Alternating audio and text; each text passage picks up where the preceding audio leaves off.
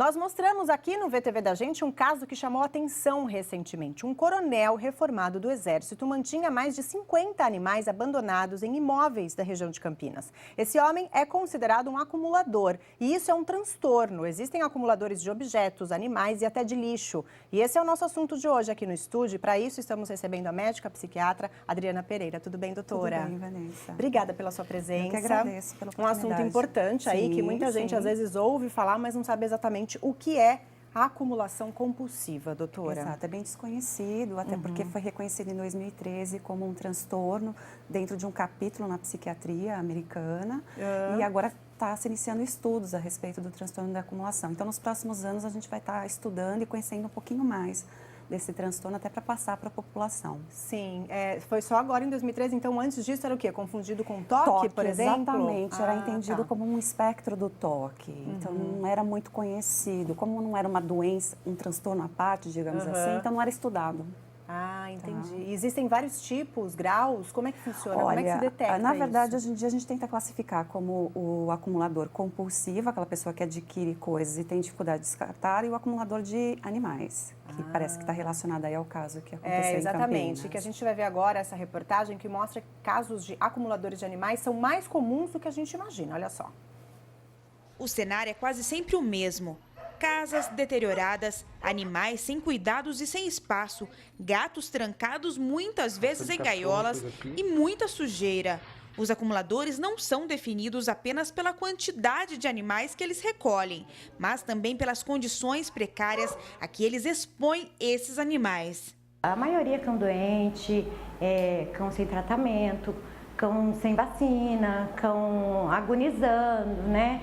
Então, assim, o acumulador hoje, ele não tem uma visão que um cão precisa de cuidado. Um caso que chamou a atenção recentemente foi o do coronel reformado do Exército, José Antônio Prado, de 64 anos, que mantinha 9 imóveis em Campinas e cidades vizinhas para acumular animais. A situação de abandono dos cães acabou comovendo muitas pessoas. No entanto, a história chama atenção para um problema mais sério. Ele é apenas um dos 60 casos de acumuladores de bichos em Campinas. Nós temos hoje 3 equipes que só atendem denúncias de maus-tratos, que normalmente chegam a nós pelo sistema 156. E nessas denúncias, os nossos funcionários vão localizando essas pessoas que a gente chama de acumuladores. Segundo Paulo, é necessário que haja uma intensificação nas políticas públicas de tratamento psicológico dessas pessoas. Ele estima que hoje existam, no mínimo, 900 animais em situação de risco. Se nós não tratarmos essa pessoa, a gente não resolve o problema. Vários casos já aconteceram de tirar os animais dessas pessoas e elas voltam a acumular. Uma vez resgatados, os animais são encaminhados para o Departamento de Bem-Estar Animal da Prefeitura e para hospitais veterinários que trabalham em conjunto com ONGs de proteção animal. Mas o custo do tratamento é muito alto, o que dificulta o trabalho de retirada desses pets vítimas de maus tratos. A gente depende muito de lar temporário, a gente depende de pessoas que precisam nos ajudar a buscar um animalzinho e falar assim, ó, daqui pra frente a gente vai cuidar desse animal, né, pra estar dando abertura pra gente estar continuando fazendo esse trabalho, né, porque assim, além das dívidas tem o excesso de animal que a gente também acaba acumulando em clínicas, em locais improvisados, né, então assim, como que a população pode ajudar? Ajudar a gente adotando um cãozinho desse. Doutora, por que as pessoas chegam a esse ponto de acumular, nesse caso, animais, né? Então, na verdade, a pessoa não tem crítica, ela acha que está ajudando os animais. Então, tipo, tirando da rua, mas deixando em casa também sem cuidados, porque era entendido como toque. Então, ele vê o animalzinho lá sofrendo na rua, ele vai para casa e fica pensando no animalzinho, está sofrendo, está na chuva, está sem se alimentar, ele vai lá e recolhe. Nós temos um grande número de animais abandonados, infelizmente, hoje em dia nas cidades. Então, essas pessoas acham que, no fundo, elas estão ajudando, dando abrigo, e elas não percebem que as condições são insalubres de vida. Não percebem. Não percebe, não tem crítica. Para ele estava ajudando esses cachorros, dando abrigo, dando alimentação. Na mente dele funcionava desse jeito. Por isso que é um transtorno emocional muito grave, porque a pessoa não tem crítica do quanto que ela está prejudicando e vivendo num ambiente ambiente de doenças. Sim, sim. É comum, inclusive, até quando eles invadem essas casas, encontrar animais em decomposição. Tinha animais Sim, mortos exatamente, nesse caso. exatamente. É bem grave. E existem acumuladores também de outras coisas, objetos, Sim, lixo, né, sim. doutora? O que acontece é que a pessoa começa a acumular itens, ou ela compra, ou ela pega, às vezes em entulho, é bem comum, e ela tem dificuldade de descartar. Então começa aquela questão de não descartar jornal, embalagem de alimentos, e ela começa a guardar. Aí, num segundo momento, a pessoa fica em dúvida se ela colocou no lixo algo de valor. Então, ela passa também a não descartar o lixo na rua. Nossa, então isso então ela é por isso. começa, Aí começa a a acumular um acumular de lixo. forma desordenada, vão pegando os ambientes de casa, quarto, banheiro, cozinha, que passam a perder a funcionalidade do cômodo. Por isso que é muito desordenado. Essa é a característica do acumulador. Ele acumula de forma desordenada, bagunçada, desleixada. Sim, e a partir de que momento você pode dizer que essa pessoa é uma acumuladora? Ela tem esse transtorno? Então, a gente tem um perfil, né? Uma pessoa acima dos 50 anos, que vive num grau de isolamento, muitas vezes após uma viuvez ou uma briga familiar, ela se isola, ela troca muitas vezes a fechadura de casa e passa a não descartar nada. Ou sair na rua de madrugada para catar coisas da rua e começa a acumular dentro de casa, no intuito de proteção. Ela se sente segura naquele ambiente. Por isso que é muito difícil a gente intervir, porque para ela está tudo muito bem, ela não consegue perceber que tem algo errado. Então não percebe o lixo, a decomposição, o mau cheiro, não percebe nada disso. E convive com aquilo ali naturalmente, Naturalmente, né? porque ela está muito voltada para a dor que ela sente internamente. São pessoas que estão sofrendo. Sim. E sofrem, ficam muito angustiadas na possibilidade de descartar esses itens. Acho que isso que é bem interessante a gente frisar. E como é que faz no caso? Porque a pessoa, você falou que a pessoa não percebe, Não né? Ela vai percebe. vivendo daquela forma ali e não percebe, é uma coisa natural. A família é importante nessa hora de perceber, é um vizinho. Importantíssimo. A família, principalmente. O que acontece é que essas pessoas se isolam da sociedade e passam a viver em função desse acúmulo. Então, muitas vezes está distanciado dos filhos, dos irmãos, da família. Os vizinhos denunciam. Acontece isso, só que a gente até não quando consegue é lixo entrar nessa ou animal, sim, né? Você consegue conta do mau perceber o cheiro. Na verdade, esses casos acabam sendo conhecidos pelas denúncias. Mas a família que é importante, porque a família que vai ter acesso de entrar. Porque senão a gente precisa de mandato judicial, de polícia, é um transtorno muito grande. E com a família é um meio, às vezes, mais simples. Só que, como eu falei, a pessoa não tem crítica. Então, mesmo a família colocando, mostrando, olha o lixo, tá sujo, tá mau cheiro, a pessoa não percebe. Então, precisa que a pessoa reconheça que ela precisa de ajuda. Então, é muito difícil a gente atuar nesses transtornos. Eu hoje imagino. em dia. E até a pessoa perceber que precisa de ajuda, Exatamente. ela tem que ser ajudada, porque você vai tirar aquele material dali, né? Seja animais ou lixo. Esse descarte, a pessoa que tem transtorno de acumulação vive de forma muito angustiada, com muito sofrimento. Então, é como se os objetos sentissem aquilo que ela sente. Nossa, então, é muito comum eles falarem, achar que o lixo sofre por ser descartado, porque ela projeta as próprias dores nos objetos. Nossa, e como é que é o tratamento para isso, doutora? Na verdade, quando a gente identifica um acumulador, o primeiro item é descartar se tem uma patologia neurológica. É muito comum nos quadros iniciais de demência e nos ataques isquêmicos vasculares, né? Onde a pessoa tem uma área frontal acometida, por isso que ela não tem muito julgamento, essa desorganização do ambiente. Então, quando a gente descarta isso, a gente tem tratamento psicoterápico e também tem medicações psiquiátricas para isso. Mas é importante que a pessoa se deixe ser ajudada. E perceba, né, que Exatamente. o problema existe. Porque muitas vezes não percebe, como você falou. Isso. E como que a gente percebe? Porque tem gente que gosta de colecionar coisas, né? Qual que seria a diferença entre um colecionador e o acumulador? O colecionador, ele cataloga, ele guarda com muito zelo o objeto de coleção. Ele tem crítica se ele não pode comprar, ele espera um pouquinho, vai lá e guarda o dinheiro e compra o item que ele quer. O acumulador, ele vai pegando e vai acumulando desordenadamente em qualquer lugar em casa. O colecionador não, ele tem um local de destaque para o objeto que ele coleciona, né? Então, ele guarda com muito esmero, ele limpa, ele mostra, né, os itens de coleção.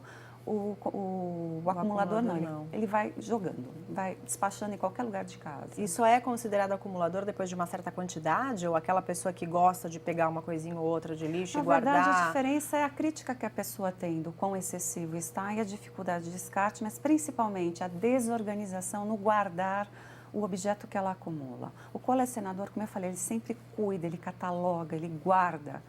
O acumulador não, ele vai jogando e colocando em qualquer lugar. E aí a postura da família seria qual? Conversar com essa pessoa ou de repente já pedir ajuda de um profissional? O que a família deve fazer quando perceber Depende isso? muito do grau, né? No acumulador, em geral, eles vêm nos nossos consultórios ou eles fazem a denúncia e vão atrás. O que a gente orienta é que eles tentam conversar. Muitas vezes a gente precisa ir até o local, né? Numa visita domiciliar, ou psicólogo, ou psiquiatra, ou neurologista, até o geriatra, muitas vezes. Né? E aí a gente tenta conversar e mostrar para a pessoa aquilo quão disfuncional tá. É um trabalho de formiguinha, tá, Vanessa? A gente tem que ir devagar, porque a gente não pode invadir espaços e sair tirando. Exceto nesses casos, lógico que você tem sofrimento de animais em decomposição. Não, e ali nesse caso a população também sim, acabou... Claro. Mas quando é um acumulador né? só de lixo, também a gente tenta ir devagar para não causar trauma no portador do transtorno. E você falou no início da entrevista que seria um tipo de toque a princípio, né? Isso era entendido. Era entendido. O toque, o que é? O que seria o toque para as pessoas entenderem, O toque é um doutora? transtorno que ele é caracterizado por pensamentos invasivos, daí obsessões, né? Onde a pessoa tem aquele pensamento que ela tem que fazer algo ou que algo vai acontecer de ruim. Ela não consegue evitar esses pensamentos, eles vêm de forma invasiva mesmo e muitas vezes associado a um comportamento compulsivo para anular o pensamento obsessivo. Por exemplo, assim, na prática, muita gente que tem muitos toques que são de lavar a mão, por exemplo. A pessoa lava a mão o dia inteiro. Então, vem o pensamento que a mão dela está contaminada, está suja, ela tocou em alguma coisa pegajosa, ela acha que ela vai adquirir uma doença. E aí ela lava a mão, ela tem crítica que ela lavou a mão, mas vem o pensamento da dúvida. A minha mão pode estar suja. Então a gente brinca que é muito o transtorno da dúvida, porque a dúvida é esse pensamento obsessivo que gera a compulsão de repetição de lavar as mãos. E é importante o tratamento também do toque ou não? Porque eu vejo que tem muita gente que convive bem com isso, né? Que sabe que tem, fala, eu tenho toque, eu preciso checar se a porta está trancada 10 vezes antes de sair de casa. O critério para tratamento é o convive. quanto que isso interfere no seu funcionamento, no trabalho, no convívio social, na família, no seu dia a dia. Tem pessoas que gastam horas, mas assim, dezenas de horas. Eu já tive pacientes que passaram 12 horas executando comportamentos compulsivos para anular um pensamento obsessivo. Aí não consegue trabalhar, não consegue faz mais se nada. relacionar. Aí sim tem que procurar ajuda, né? E a pessoa reconhece e busca ajuda. Ah, entendi. O tratamento para o toque seria parecido com o transtorno de... Geralmente é tratamento medicamentoso associado à terapia. Ah, entendi. E a pessoa que acumula roupa, doutora, por exemplo, que tem muitas mulheres, principalmente, eu não vou jogar isso fora, porque pode ser que volte a usar, a moda volte. É assim que começa, né? O acumulador começa. Porque aí você começa a acumular, o armário fica cheio, você compra novas roupas e fica aquela coisa. Sim, o acumulador muitas vezes é um comprador compulsivo que ele acha que ele não descarta porque aquele objeto vai ser usado mais para frente. Ah, então esses casos também são de acumuladores. Podem evoluir para uma acumulação. É que muitas vezes a pessoa que compra, ela guarda, como eu falei, sempre de forma ordenada. Passa a ser uma acumulação para nós na psiquiatria quando começa a ser desleixado, desordenado e invadir espaços. Então sai do guarda-roupa as roupas e começa a ocupar banheiro, cama, cozinha, mesa da sala, entendeu? Fica uma coisa desorganizada. Aí passa a ser isso e precisa realmente do tratamento de medicação. Aqui hoje a compra compulsiva também é um capítulo à parte. Também existe, né? Eu ia te perguntar isso agora, doutora. Sim. Tem gente também que tem a compra compulsiva, que nem vai usar aquilo, mas é o fato de comprar, é isso? Isso, ela tem uma ansiedade muito grande, uma sensação de vazio, que o ato de comprar preenche momentaneamente. Ah, entendi. Então, ela se acalma, alivia, só que no momento seguinte vem o vazio, então se torna também um ato repetitivo compulsivo. Muitos desses transtornos estão ligados à ansiedade, né? Que a gente ouve muito falar. Sim, a ansiedade. A maioria deles, né, doutora? Perdas, né? As pessoas estão passando por muitas perdas emocionais, perdas financeiras, afetivas, sensação de solidão nesse mundo atual. E vão preenchendo com coisas. Né? Sem dúvida. E a que você atribui esse aumento? Que a gente antigamente não ouvia falar tanto de depressão, síndrome do pânico, toque. Hoje em dia a gente ouve falar muito mais. Sim. As pessoas estão entendendo melhor ou realmente estão existindo mais casos? Acontece as duas coisas, né? A pessoa tem informação e procura ajuda e nós estamos mais sujeitos no mundo onde a gente sempre está correndo atrás de alguma coisa, né? Existe uma exigência social muito grande de você ser bonito, você ser bem-sucedido e ser uma pessoa feliz. Ninguém consegue atingir esse patamar de perfeccionismo, a gente começa a adquirir se cobrar coisas, e sofre, exatamente, né? Exatamente. E a doutora acha que as redes sociais podem contribuir para isso também? No caso das pessoas colocarem ali só o bonito, né? O bonito e o bom. Nós acreditamos que sim, né? Hoje em dia tem pessoas pessoas que procuram ajuda porque elas ficam de forma compulsiva atrás do like. Então, ela faz uma postagem, ela precisa ter tantos likes para ela ser aceita, se sentir aceita socialmente. Como não consegue os likes, ela começa a ter um sofrimento muito grande. E tem o outro lado também, a pessoa que vê aquela pessoa com corpo escultural ou com a vida dela toda perfeita, que às vezes não é, mas mostra isso nas redes sociais, e a pessoa sofre com isso, porque vê e não consegue chegar naquele patamar. Exatamente. Né? Hoje em dia a gente está tendo bastante problemas de transtornos alimentares em decorrência dessa imagem perfeita que é vinculada nas redes sociais, muitas vezes até por Photoshop, né? Que hoje em dia você tem aplicativos que você faz a correção. E a gente está tendo bastante adolescentes que vão atrás desse ideal de beleza. Nossa, eu imagino. Doutora, o tratamento psiquiátrico, ele tem que estar sempre aliado a psicólogos ou não? Ou você consegue muitas vezes desses transtornos serem tratados somente com medicação? É que a medicação ela tem uma restrição de resposta, né? E é o que eu sempre falo para os pacientes, a medicação ela vai agir no sintoma. Aquilo que está originando é mais profundo, vem da emoção, do sentimento. Aí o trabalho psicoterápico vai tratar a causa daquele sintoma. O importante é tratar junto, É muito importante que tenha essa combinação. Sem dúvida. E a gente fica muito preocupado também que as pessoas falam que começam a tomar esses remédios, né? E percebem que melhoraram e param de tomar. Não pode, né? Acho que tem que ficar o alerta que isso daí tem que ser desmamado. Como é que funciona? E ter esse tratamento psicoterápico, a gente tem que solucionar aquilo que está originando o quadro, o sintoma. Como eu falei, o medicamento, ele tapa, eu sempre brinco, tapa um buraquinho. Na verdade, por trás tem outras coisas.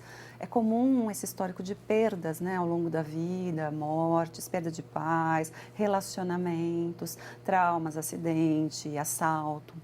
Existem fatores que desencadeiam, ou ao longo da vida a pessoa também vai acumulando pequenas coisas, quando depois de 30, 40 anos é um montante muito grande. E isso precisa ser trabalhado. Então, só a medicação não dá conta. Por isso que para o remédio volta tudo. Porque são lixos que a gente vai acumulando, né? Não deixamos de ser acumuladores, não de questões materiais físicas, mas de matéria emocional. Sim, sem dúvida. Então, eu brinco que... E é importante a pessoa sentindo qualquer um desses sintomas que a gente falou, ou percebendo alguém que está com algum desses sintomas, procurar ajuda de um profissional, né, Sempre, doutora? qualquer sofrimento... Na dúvida, né? Procura. Sempre que a pessoa está sofrendo, ela não está dando conta, procura um profissional, psicólogo. Necessariamente, nem todos os casos vão tomar medicação. A terapia, em grande parte, ajuda muito as pessoas a terem qualidade de vida. É isso que nós buscamos hoje em dia. Sem dúvida. É o ideal, né, doutora? Bom, eu conversei com a médica psiquiatra Adriana Pereira. Muito obrigada pela sua presença nesse feriadão aí do Dia do Trabalho, né, doutora? Obrigada, viu? Um bom feriado para você.